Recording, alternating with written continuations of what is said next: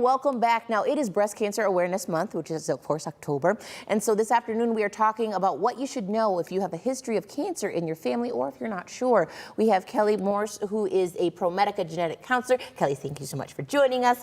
Now, tell me a little bit about breaking it down when it comes to a genetic counselor, breast cancer. That is a hard conversation. Sometimes I don't want to have that conversation, Kelly. Sure, we hear that quite a bit. A lot of patients say, I don't know if I want to know, should I be having the testing? Really what we say is come talk to us anyhow. Come sit down, have a half-hour, 45-minute conversation. We'll walk you through the pros and the cons. If you choose to move ahead with genetic testing, then that's something we'd facilitate at that appointment. Now, I'm sitting here thinking, of course, well, but if I know, then I'll feel sick. Because sometimes it's always the knowledge. They always do the whole thing, well, my grandmother was fine, then she went to the doctor, and then next week she was dead. There was a bit hyperbole in that, but why is it better to know? So in my opinion, knowing can help us potentially change the outcome, right? Because if we're aware that you have a higher risk for it to happen, then maybe we're able to change the way you screen, what age you start screening, maybe you're getting extra MRIs of the breast. Perhaps you learn that you have other risks for cancers that maybe weren't on your radar, and then we're able to do extra screening for those. Perhaps catch them early, which obviously is ideal, or maybe even prevent them altogether. So how does it go? Because I feel like it's more than just a conversation. You give me a high five and you tell me, I think you have cancer. How does the whole process go? Sure, so when you meet with a genetic counselor, we would review your personal history, your family history, and then educate you about the process. So it's estimated only about 5 to 10% of women with breast cancer have it because of an inherited or hereditary risk factor. So a much smaller portion than what a lot of people originally think. And then if a person chooses to move ahead with genetic testing, physically it's that blood draw. I always explain genetic testing is like a fancy spell checker where they're reading through that DNA, the genetics you get from mom and dad, looking to see like if there's a typo or a problem in the way it's put together.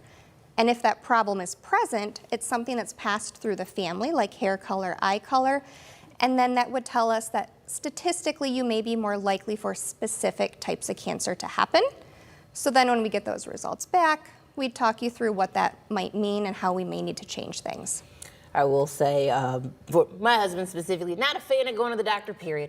But at the same time, his argument is just, well, that's like an extra added expense. Well, because, you know, grandma wasn't, dad wasn't, da-da-da, whatnot. So I think we're good. But why is it best just to be safe? Because you said, like I said, it's a smaller percentage, so maybe not even.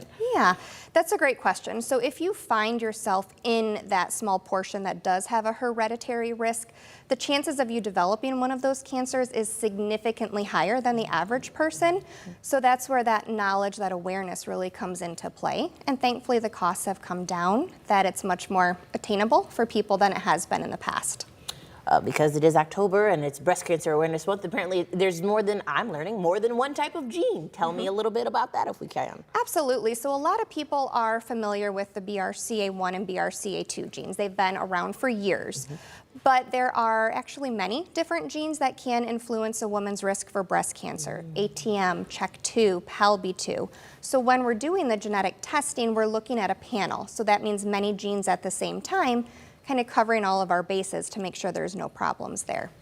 And then when it comes to your job, I feel like you are the bringer of great and or not so great news, but should this be a scary experience for me as a patient?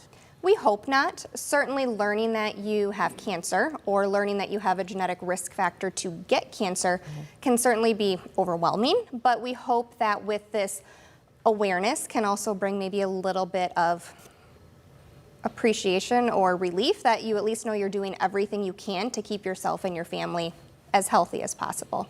Okay, so we've met, I've gotten over it, I have said it's not that expensive, we will be okay. What is next in terms of I've met you and then you said, hey? Sure.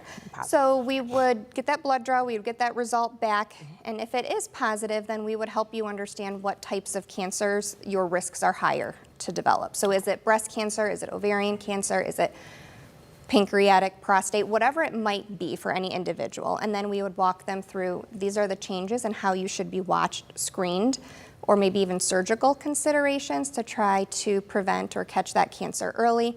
We'd help you make connections with other physicians who can screen you appropriately or talk to you more. Kelly, we talked about it, but if folks are just now tuning in, hi, welcome. Why should we just, because you said it before, but why is it important? Why get checked? Because honestly, if I feel fine, I look fine in my mind, I'm fine, right? As I tell my patients every day, I have no idea what your results are going to be until they come back across my desk. I have been surprised day in, day out with my 10 plus years of doing this. So patients where I think, oh yes, I'm definitely going to find something. Maybe sometimes I don't. And other people where I may not be expecting to, they end up with a positive result. You just truly don't know. Kelly, thank you so much for taking the time. Again, it's the importance of doing genetic testing, just being aware, because when you know, we can go forward with positive things. Absolutely. There it is.